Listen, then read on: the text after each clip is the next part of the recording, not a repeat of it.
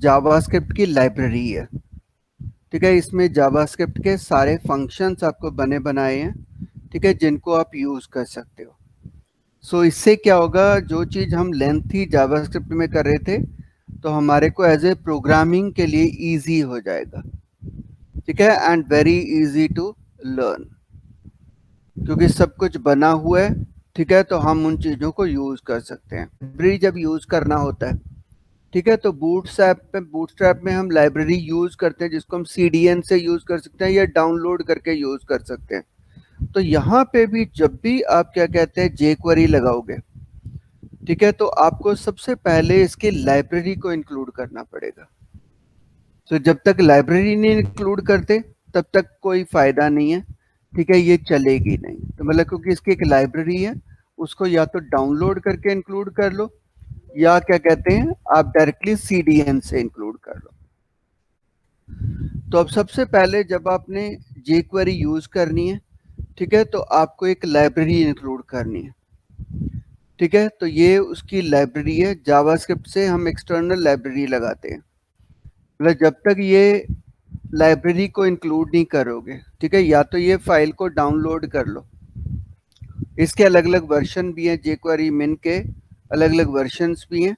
ठीक है, या तो आप सीधा इसको डायरेक्टली CDN से यूज कर लो या इस लाइब्रेरी को डाउनलोड करके यूज कर लो।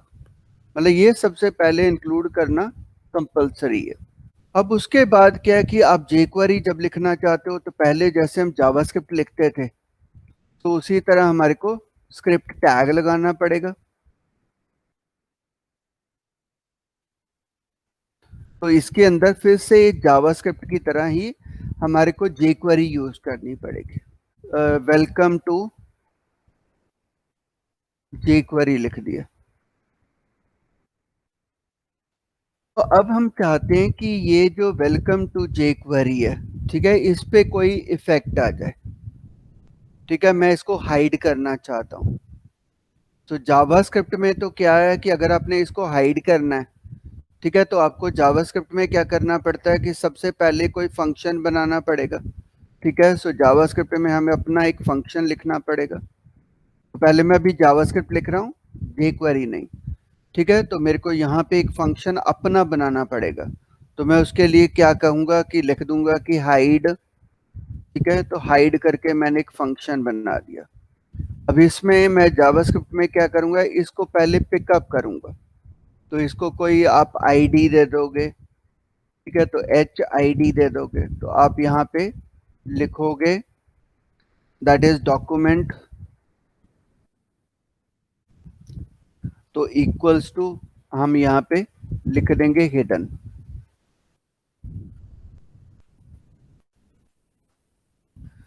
तो ये मेरा कोड बनेगा जावास्क्रिप्ट में। अब इसको कॉल करने के लिए मैं चाहता हूं कि जब मैं कोई बटन दबाऊं तो इस तरह का कोड लिखोगे आप कि बटन के क्लिक पे इस फंक्शन को कॉल करो। इस फंक्शन के थ्रू जो आपने प्रोसेस करना है वो आपको अपना एक फंक्शन बनाना पड़ता है। ठीक है, मैंने इधर क्लिक किया तो आप देखोगे वो हाइड हो गया। ठीक है, अब मैं कहूँ इसके अंदर कि अगर ये जो हाइड है ये धीरे धीरे हाइड होना चाहिए, मतलब टाइम के साथ इसको हिडन होना चाहिए। अब यहाँ पे आपको स्किल पता होने चाहिए कि कौन सी प्रॉपर्टी है जिससे हम ये वेलकम टू jQuery को धीरे धीरे हाइड कर सकते हैं। तो आपको क्या करना पड़ेगा, यहाँ पे कोई फॉर लूप लगाना पड़ेगा, डिले लगाना पड़ेगा। डिले के साथ आप ऑपेसिटी यूज करोगे, ऑपेसिटी की वैल्यू को धीरे धीरे रिड्यूस करोगे। ठीक है, तो 0.1 का मतलब हो गया कि हर बार उसकी 0.1 वैल्यू से कम करो। तो अभी देखो इसको मैं क्लिक करता हूँ, क्लिक करता हूँ, क्लिक करता हूँ। ठीक है, तो वो देखो अभी धीरे धीरे फेड आउट हो गया। ठीक है, तो मतलब यहाँ पे आपको थोड़ा सा कोडिंग का तरीका पता होना चाहिए। पहले डॉलर लगाना, ठीक है, फिर ब्रैकेट में कौन से सेलेक्टर के ऊपर काम करना है। जैसे हम CSS में काम करते थे वैसा ही सिस्टम है। सो यहाँ पे जब भी आप डॉलर के बाद डॉक्यूमेंट लिखते हो, इसका मतलब बॉडी है। ठीक है, तो मैं चाहता हूं सेलेक्टर का नाम, तो डॉक्यूमेंट मेरे सेलेक्टर का नाम है बॉडी है। रेडी मेरा फंक्शन है। ठीक है, ये रेडी मेरा एक फंक्शन है। अब इसका मीनिंग क्या हो गया, जब डॉक्यूमेंट लोड हो, ठीक है, उसके बाद ही ये चीजें चलनी चाहिए। तो आप ये फंक्शन इस तरह लिखोगे, पहले डॉलर लगाओगे, फिर सिलेक्टर लगाओगे, फिर उसके बाद किस चीज पे काम करना चाहते हो, मतलब इवेंट लिखोगे। जब रेडी हो मीन्स जब लोड हो जाए तब काम करोगे, तो इसके अंदर आप फंक्शन लिखोगे। ठीक है, ऐसे ही फिर उसकी करली ब्रेसेस लगाओगे। ठीक है, इसके अंदर आपका कोड आएगा। मतलब ये लिखने का तरीका आपको एक बार सीखना पड़ेगा कि डॉक्यूमेंट सिलेक्टर है, रेडी मेरी इवेंट है, उसके अंदर मैंने कहा फंक्शन बना दो। सो यहाँ पे फंक्शन को नाम नहीं देते। ठीक है, और उसके बाद हम ऐसे एंटर मार देते। क्लियर? तो आपका कोड, jQuery का कोड इसके अंदर ही लिखो। ठीक है, बाहर नहीं लिखना। आप इसके अंदर लिख के, ठीक है, हाइड एन एलिमेंट। तो फिर से क्या करना है, डॉलर, इस चीज को हाइड करना चाहते हो। ठीक है, तो अगर तो आपके पास H1 को हाइड करना चाहते हो, सो आप यहाँ पे H1 लिख दो। ठीक है, अगर आप उसका आईडी यूज करना चाहते हो, तो जैसे आप बाकी जगह पे लिखते थे सीएसएस में, आईडी यूज कर लो, मतलब प्योर सीएसएस की तरह ही। ठीक है, तो मैंने कहा जहां पे H1 आईडी मिले उसको हाइड कर दो। अगर हमने ऐसा लिख दिया H1, ठीक है, तो मतलब H1 टैग्स सीएसएस की तरह, उस पे क्या करना है, सो आई सेड उसको हाइड कर दो। अब मैंने कोई फंक्शन नहीं बनाया। ठीक है, मैंने तो जस्ट कह दिया सेलेक्टर यूज करो और हाइड कर दो। कब हाइड कर दो, जब क्या कहते हैं, डॉक्यूमेंट लोड हो। सो जैसे ही डॉक्यूमेंट लोड होगा, ठीक है, इमीडिएटली ये हाइड फंक्शन कॉल हो जाएगा। तो ये हाइड jQuery के अंदर, इस लाइब्रेरी के अंदर पहले से बना पड़ा। ठीक है, तो आप जस्ट उसको यूज कर लेते हो। अभी मैं इसको रन करता हूँ कोड को। ठीक है, तो यू कैन सी वहां पे वो पहले ही हाइड हो गया। करूं तब वो हाइड हो जाए। तो फिर क्या करोगे, जैसे आपने यहाँ पे लिखा था कि जब ये डॉक्यूमेंट रेडी हो तब काम होना चाहिए, तो अब इसके ऊपर भी मैंने इवेंट लिख दिया। मैंने कहा डॉलर, ठीक है, बटन। ठीक है, सो बटन मेरे एलिमेंट का नाम है, डॉट, उस पे जब कोई क्लिक करे, ठीक है, जैसे आप रेडी कह रहे तो उसके अंदर मैंने फिर से फंक्शन लिख दिया। ठीक है, फिर से उसके मैंने करली ब्रेसेस लगाए, फिर उसके ऊपर मैंने सेमी कॉलन लगाया, फिर ऐसे लिख दिया। ठीक है, तो इसका मतलब अब ये चीज जो बॉडी है, ये किसका हो गया, जब कोई बटन पे क्लिक करे उस टाइम इस फंक्शन को कॉल कर दो। तो ये जो हम हाइडिंग कर रहे थे, इसको उठा के अभी इसके अंदर डाल दो, क्योंकि अब इवेंट आ गई। सो इवेंट के अंदर हमने लिख दिया कि हाइड कर दो। ठीक है, तो इसमें ना तो यहाँ पे मेरे को ऑन क्लिक लिखना पड़ता है, वो सब कुछ यहाँ से यूज कर लेगा ये। तो अभी अगर मैंने इसको रन किया, ठीक है, वेलकम टू jQuery दिखाई दे रहा है। अब मैंने हाइड पे क्लिक किया, वो एलिमेंट हाइड हो गया, फिर शो हो जाए। तो हमने यहाँ पे हाइड एलिमेंट लिख दिया, यहाँ पे अब लिख सकते हैं कि शो मी द एलिमेंट। अब दो बटन हो गए। ठीक है, तो दोनों बटन के अगर मैं क्लिक पे लिखूंगा तो प्रॉब्लम आ जाएगी, तो इनको दोनों को आईडी दे लो। ठीक है, ये मेरे पास B1 बटन है और ये मेरे पास B2 बटन है। तो अब हम कह सकते हैं बटन पे नहीं, जब B1 बटन, तो उसका मतलब जैसे हम CSS में लिखते थे, तो हम सेलेक्टर अब कहेंगे जब आईडी वाला बटन हो, B1 हो, ठीक है, B1 मतलब हाइड वाला बटन हो, तब ये कर दो। तो इसको हमने कॉपी किया, या पहले आदत ही बना लो, डॉलर, ठीक है, फिर से हमने लिखना हैश B2, ठीक है, फिर से लिखना है किस इवेंट पे क्लिक, फंक्शन को कॉल करना है, ठीक है, उसके ब्रैकेट लगाने हैं, उसके ब्रैकेट क्लोज करने हैं, फिर इसके अंदर मेरा दूसरा क्वेरी आ जाएगा। तो यहाँ पे लिख दूंगा शो द एलिमेंट। तो अब फिर से हम किसको शो करना चाहते हैं, ठीक है, हम कह सकते हैं H1 को शो करो, ठीक है, तो मैंने सीधा ही लिख दिया यहाँ पे शो कर दो। एक शो के लिए, एक हाइड के लिए, तो मैं जब भी हाइड करना चाहता हूँ हाइड कर सकता हूँ, जब भी मैं शो करना चाहता हूँ शो कर सकता हूँ, ठीक है। वो स्लो हाइडिंग होनी चाहिए, फास्ट हाइडिंग होनी चाहिए, ठीक है, इतने सेकंड्स बाद हाइडिंग होनी चाहिए, वो यहाँ पे कह सकते हो, ठीक है। वो जब मैं हाइड फंक्शन देखूंगा तो उसमें सब कुछ अवेलेबल है। अब मैं कह सकता हूँ ये 5 सेकंड में हाइड होना चाहिए, ठीक है, तो मैंने हाइड के अंदर वैल्यू भी पास कर दी, तो पैरामीटर पास कर दिया। शो भी धीरे धीरे होना चाहिए, तो मैंने 5 सेकंड दे दिए, ठीक है, तो हाइड धीरे धीरे हो, हाइड शो भी धीरे धीरे हो। तो अगर इसको फिर से रन किया हमने, हाइड, ठीक है, सो यू कैन सी वो धीरे धीरे हाइड हो जाएगा, ठीक है, शो भी कहा तो वो धीरे धीरे शो हो जाएगा। 3 पड़े हैं तो आपने कहा हाइड कर दो, ठीक है, तो वो देखोगे तीनों हाइड होने शुरू हो जाएंगे। शो करोगे तो तीनों शो होने शुरू हो जाएंगे, ठीक है। तो मैं ऐसा नहीं चाहता, मैं चाहता हूं कि ओनली जो ये फर्स्ट वाला है ये हाइड होना चाहिए। तो अब जहां पे आप ये सेलेक्टर लिख रहे थे एच, ठीक है, तो उसके जगह उसका एच लिख दो कि ओनली जिसका आईडी एच हो वही हाइड हो, वही शो हो। तो अब उस तरह जैसे CSS में था कंसेप्ट, वही चीज हमने यहाँ लगा दी।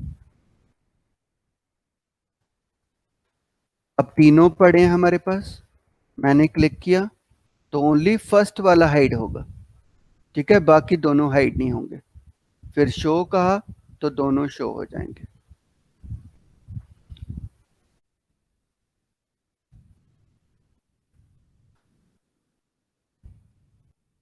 ठीक है, तो वो थोड़ा स्पीड उसका कम हो जाएगा, ठीक है, वो स्लो है, ठीक है। This is div1।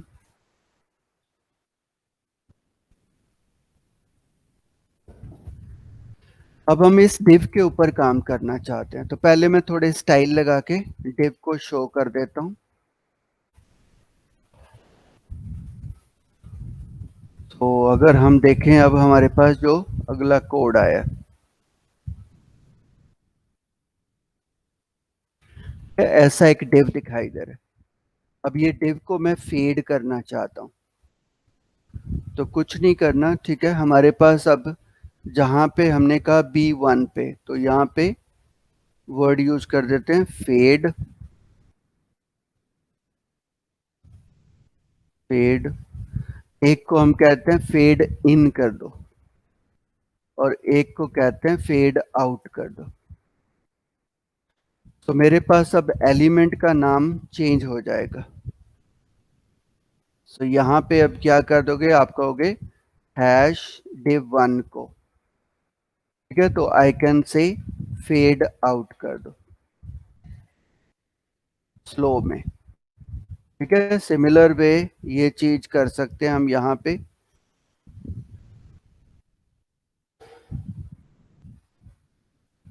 Dot fade in कर दो।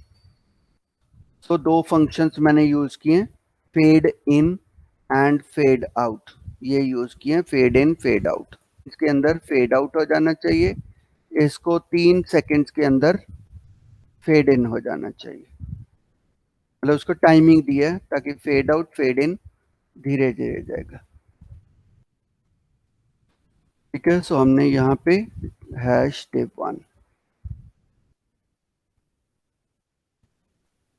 जैसे ही मैंने इसको फेड इन कहा, ठीक है, तो अब देखोगे धीरे धीरे धीरे उसका फेड इन हो गया। ठीक है, जब आप फेड आउट करोगे धीरे धीरे देखो वो कलर मेरे सामने आ गया। बटन लगाना चाहता हूँ कि उसके क्लिक पे एक बार फेड आउट हो जाए और एक बार फेड इन हो जाए, तो हमने B3 बटन लगा दिया। ठीक है, तो इसको हम फेड टॉगल कह देते हैं। ये हाइड के साथ भी यूज होता है, हाइड टॉगल भी है। ठीक है, तो सबके साथ ये मिलेगा। तो अब यहाँ पे हम फिर से तीसरा बटन बना लेंगे, तो अभी मैं लिखने की आदत दिखाता हूँ। ठीक है, तो डॉलर, सबसे पहले #1। ठीक है, अब उसमें मैंने लिख दिया फेड टॉगल, फिर से हमने टाइम दे दिया 500। तो ये फेड इन फेड आउट दोनों का काम करेगा। ठीक है, फेड टॉगल। अब मेरे पास तीसरा बटन आ गया, तो मैंने इसको क्लिक किया, तो अभी ऑलरेडी ये आपको फेड आउट हुआ है। तो मैंने देखा, इसको क्लिक किया, ठीक है, वो धीरे धीरे फेड आउट हो गया। ठीक है, जब मैंने इसको इसी बटन को क्लिक किया, वो फिर वापस आ गया। So I said fade in to 25% opacity. ठीक है, ऐसा ही मैं एक फंक्शन यूज कर सकता हूँ।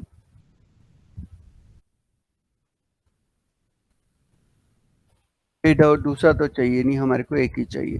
ठीक है, एक मैं टॉगल के लिए भी यूज कर लेता हूँ।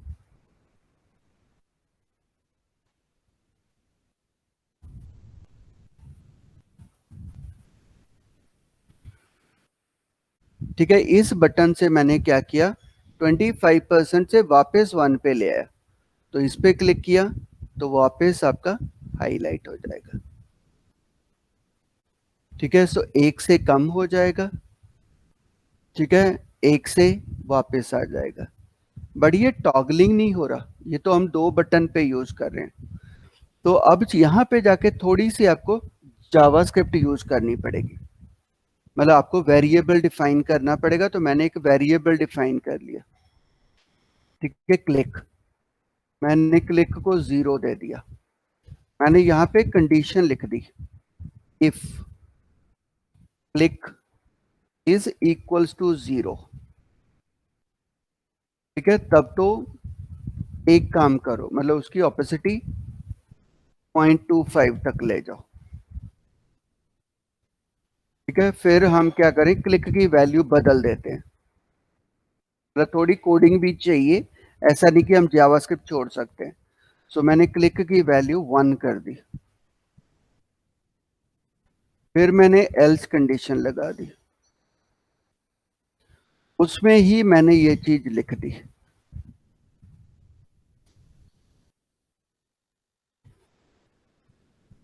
अब इसमें मैंने क्या किया, फेड टू कर दिया 1 और क्लिक को फिर से कर दिया 0। तो इसका मतलब क्या हो गया, जब पहली बार बटन दबाओगे तो आपका वेरिएबल कितना पड़ा है, क्लिक 0 पड़ा है। तो आप इस कंडीशन में जाओगे। ठीक है, उस टाइम मैंने क्या कह दिया, फेड टू 25%। ठीक है, क्योंकि उसमें क्लिक में वैल्यू 0 पड़ा था, तो ऑटोमेटिकली उसके बाद मैंने क्लिक को 1 कर दिया। अगला बटन जब दोबारा दबाओगे, तो उस टाइम क्लिक में 1 कर दिया आपने, तो दोबारा दबाओगे तो इसका 0 नहीं है, तो वो इस कंडीशन में जाएगा। इस कंडीशन में जाएगा तो मैंने फेड आउट ऑपेसिटी टू 1 कर दिया, फिर क्लिक को 0 कर दिया, तो एक बार वो इस क्लिक में इसमें जाएगा, एक बार क्लिक इसमें जाएगा। तो इस तरह आप उसको अचीव कर सकते हो टॉगलिंग। मतलब थोड़ा सा जावास्क्रिप्ट तो यूज करना ही पड़ता है। अब मैंने क्लिक किया तो अंडरस्टूड है, वो पहले वाले में गया होगा। ठीक है, तो वो फेड उस ऑपेसिटी को 25% तक ले गया। अब उसी पे दोबारा क्लिक कर दिया। ठीक है, तो अब वो वापस हमारे पास आ जाएगा। ठीक है, तो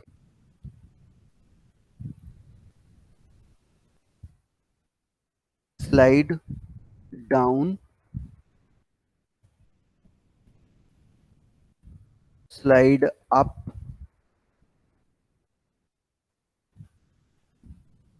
slide toggle.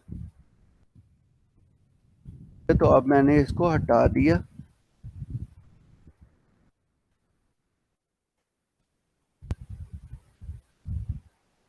So only thing आपको यहां से ये चीज हटा देनी है। यू कैन सिंपली से स्लाइड डाउन। कितनी स्पीड पे आपने स्लाइडिंग डाउन करनी है, तो फिर से स्पीड बता दो, स्लो, फास्ट। इससे आप कह सकते हो स्लाइड अप कर दो।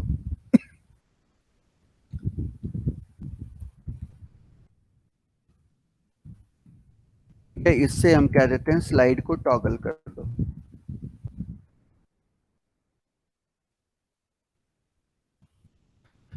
तो अब ये चीजें हटा देते हैं। तो अब मैंने पहले स्लाइड अप कर दिया, so you can see that वो चीज स्लाइड अप होगी। फिर मैंने स्लाइड डाउन कर दिया, तो वो चीज हमें को स्लाइड डाउन मिल जाती है। अगर स्लाइड टॉगल करूंगा तो मतलब पहले ओपन है तो वो स्लाइड अप हो जाएगी। ठीक है, डाउन है तो फिर स्लाइड डाउन हो जाएगी। तो अब हम एनिमेट करना चाहते हैं, तो यहाँ पे CSS प्रॉपर्टी लगानी है। ठीक है, so I can say dot animate, उसके बाद CSS प्रॉपर्टी। सो हम लेफ्ट से मूव करना चाहते हैं। ठीक है, सो आई कैन से 500 पिक्सल्स मूव कर दो या 600 पिक्सल्स मूव कर दो। तो ये चीज मैंने इस तरह लिख दिया। मतलब एनिमेट के अंदर आप CSS प्रॉपर्टी यूज कर रहे हो। ठीक है, सो आपने कहा लेफ्ट वाला, उसका जो लेफ्ट मूवमेंट है उसको 600 पिक्सल्स पे भेज दो। सो स्टाइल टैग में जाके जस्ट डिफाइन द पोजीशन। सो अब मैंने इसको क्लिक किया। ठीक है, you can see that it is slided. ठीक है, तो वो एनिमेशन है। अब मैंने दोबारा क्लिक कर दिया। ठीक है, उसके आगे तो जा नहीं सकता। सो यहाँ पे क्लिक किया, एनिमेट किया, तो लेफ्ट आपने जितना चाहिए था उसको मूव कर दिया। अब डायगोनली मूव करना चाहते थे, तो यहाँ पे आपने लेफ्ट प्रॉपर्टी बताया था। ठीक है, कॉमा लगा के आप टॉप से भी बता सकते हो। तो ये पहली प्रॉपर्टीज हो गई। ठीक है, हम कॉमा लगा के ये बता सकते हैं कि हमें आगे कितना यूज करना है। तो हम यहाँ पे कहते हैं टॉप से टॉप कॉलन 300 पिक्सल्स। तो अब एनिमेशन हम कैसे बता रहे हैं, दोनों साइड को हम कह रहे हैं मूव करो। लेफ्ट टॉप भी मूव करो, लेफ्ट भी मूव करो, टॉप भी मूव करो। तो कोई भी CSS प्रॉपर्टी यहाँ पे बताते जाओ। ठीक है, तो वो देखोगे लेफ्ट भी मूव कर गया, टॉप भी मूव कर गया। ठीक है, तो एनिमेट के अंदर कुछ भी आप यूज कर सकते हो। अब मैं चाहता हूं कि जब ये मूव करे तो इसकी ऑपेसिटी भी चेंज होती रहे। तो इसके बाद फिर कॉमा लगा के यू कैन डिफाइन ऑपेसिटी। ठीक है, तो ऑपेसिटी हमने कहा 0.25 कर दो।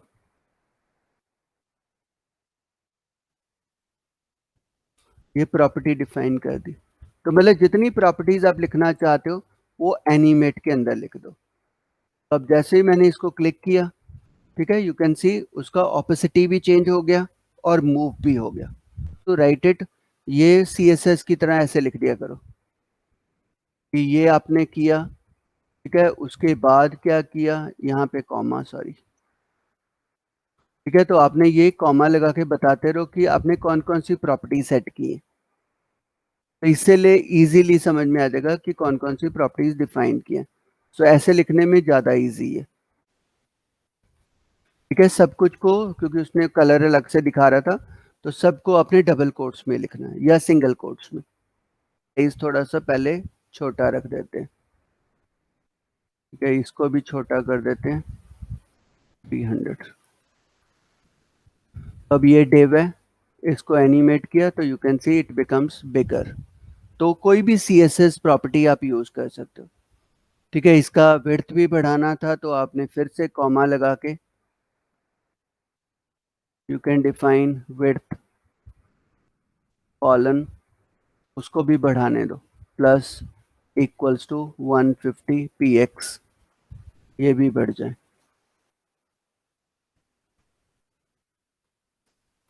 तो फिर से हमने एनिमेट किया, ठीक है, तो उसका विड्थ भी बढ़ जाएगा। सो अब आपने 4 एनिमेशंस लगा दी, ठीक है। आपने कहा div 1 को ट्रांसफर कर लो div के अंदर, उसके ऊपर 4 एनिमेशंस लगा दी, हाइट, विड्थ, 100, 100, ऊपर से ऑपेसिटी भी रिड्यूस कर रहे हो।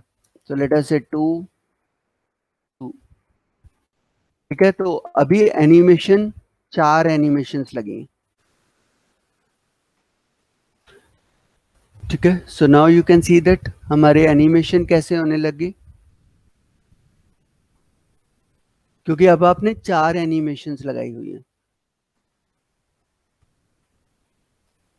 तो पहली एनिमेशन क्या कर रही है, हाइट को 300 पिक्सल लेके जा रही है, ऑपेसिटी कम कर रही है, ठीक है। तो इसीलिए पहली बार उसकी हाइट बढ़ जाती है। फिर आपने एनिमेट किया हुआ है, विड्थ बढ़ाई है, ठीक है, और ऑपेसिटी को आपने इंक्रीज कर दिया। अभी इसको थोड़ा स्लो की जगह हम वैल्यूज दे देते हैं ताकि थोड़ी स्लो चले ये। तो इसका मतलब अभी आपने एक ही बटन के क्लिक में 4 एनिमेशंस लगा दी। सो पहली एनिमेशन हाइट चेंज करेगी और प्लस उसका क्या कहते हैं ऑपेसिटी कम करेगी। दूसरी क्या कर रही है, ठीक है, विड्थ बढ़ा रही है, तो हम ऑपेसिटी इंक्रीज कर देते हैं, हम कहते हैं 1 कर दो, ठीक है। विड्थ बढ़ाओ 300 तक ले जाओ और ऑपेसिटी को 1 कर दो। अगले में फिर हाइट कम कर दो, 100 तक ले आओ और ऑपेसिटी फिर कम कर दो। फिर हमने कहा विड्थ बढ़ा दो, ठीक है, विड्थ को इस तक ले जाओ और फिर उसकी ऑपेसिटी बढ़ा दो। तो अब ये 4 एनिमेशंस चलेंगी, एक के बाद एक, ठीक है। तो यू कैन सी दैट वो हाइट को पहले बढ़ाएगा और साथ में ऑपेसिटी रिड्यूस करेगा, ठीक है। इसके बाद सेकेंड एनिमेशन में हमने विड्थ कहा था, ठीक है, फिर उसके बाद हाइट को हमने कम कर दिया, ठीक है, फिर हमने विड्थ को कम कर दिया, ठीक है। तो कोई भी एनिमेशन आप मल्टीपल चीजें लगा के भी कर सकते हो।